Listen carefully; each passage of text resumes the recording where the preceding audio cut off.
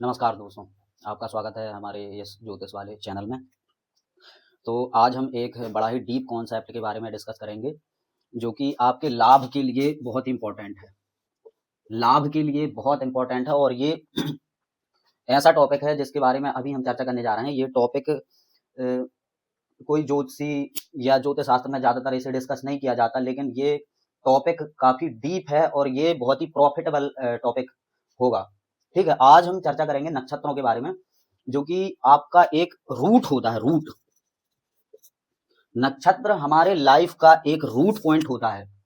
सबसे ज्यादा अगर फोकस देखें कि हमारी एंसेंट एस्ट्रोलॉजी में सबसे ज्यादा फोकस किस पॉइंट को किया जाता था, तो नक्षत्र को बहुत ज्यादा फोकस में लिया जाता था, क्योंकि अभी के टाइम पर नए नए सॉफ्टवेयर आ गए हैं और बहुत सारी मतलब टेक्नोलॉजी इतनी आगे बढ़ गई है कि काफी कॉम्प्लेक्सिटी को देख पा रही है कि हमारे जन्म के समय पर क्या नक्षत्र थे, हमारे जन्म के समय पर राशि क्या थी और उनकी डिग्री क्या थी।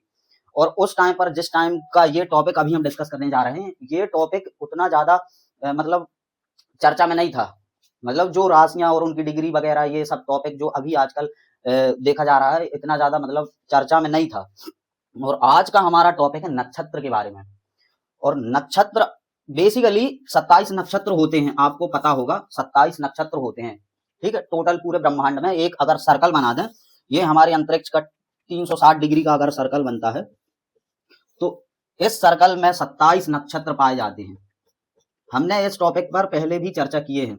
27 नक्षत्र के बीच में 4 चरण भी होते हैं, जिसे हम पद कहते हैं। पद, इन 4 चरण में हमने ये भी चर्चा किए हैं कि इन 9 चरण मिलकर एक राशि का निर्माण होता है।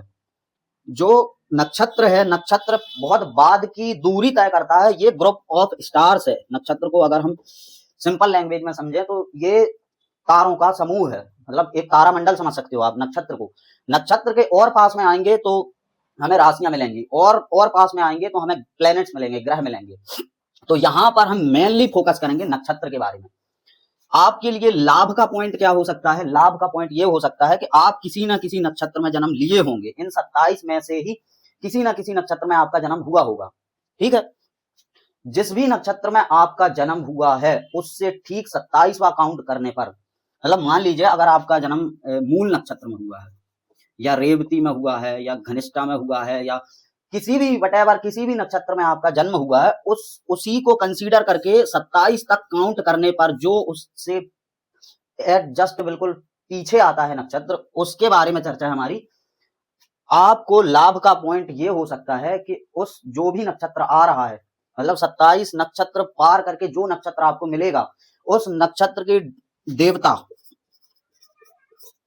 इस नक्षत्र के देवता की चीजें धारण करने से, इस नक्षत्र के देवता की चीजें अपने घर में लाने से, इस नक्षत्र के देवता की सिग्निफिकेंस, गुण, एट्रीब्यूट, जितनी भी चीजें होती हैं, उन देवताओं की चीजें अपने ऊपर लाने से, अपने शरीर में धारण करने से, अपने घर में प्लांट करने से, उनके ट्रीज, उनकी जितनी भी चीजें होती हैं, वो सब आपको प्रॉफिट देंगी। मतलब यहाँ पर हमारा पूरा पूरा कॉन्सेप्ट लाभ का था।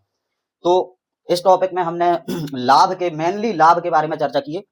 अगर आपको कोई इसमें क्वारी हो या फिर कोई डाउट हो तो आप हमसे नेक्स्ट वीडियो में या इसी वीडियो के कमेंट में पूछ सकते हो। Thank you.